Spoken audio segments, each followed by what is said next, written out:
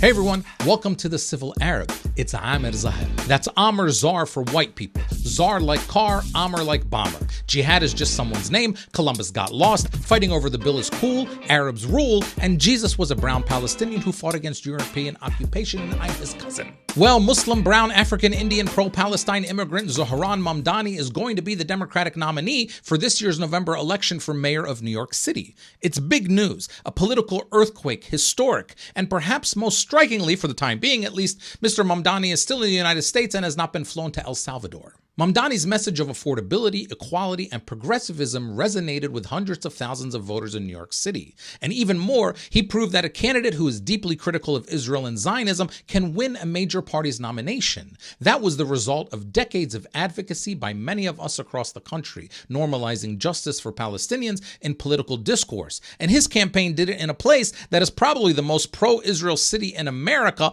if not the world. Except for the land of Israel, of course, which belongs to Jews and only Jews, because that's what history says, despite what history actually says. But here's where things get interesting. A lot of people think that because New York is overwhelmingly Democratic and that Mamdani won the Democratic nomination, that he is surely going to be the next mayor. But not really. Eric Adams, the current mayor and once a Democratic star, is running as an independent in November. Now, yes, Adams has been hobbled by indictments and coziness to Trump, but the charges have been dropped, and he is going to run as the tough-on-crime Democrat that got him there in the first place. Mamdani has a great story and charisma, but so does Eric Adams. There is also talk that Andrew Cuomo, the former disgraced governor who Mamdani defeated last night, might also decide to run as an independent, but that's not going to happen. And let me tell you why. I have worked in Democratic Party politics for years. I was a national surrogate for Bernie Sanders in 2016 and 2020 as he pursued the Democratic nomination for president. I saw how Democratic leaders closed ranks quickly when it became clear that Bernie was on his way to winning the nomination in 2020. Within a few days of Bernie's early major primary wins, everybody dropped out, endorsed Biden, and it was quickly over for Bernie. I don't think there's any way that the traditional corporate pro-Israel Democratic Party is going to hand over New York City to Mamdani without a fight.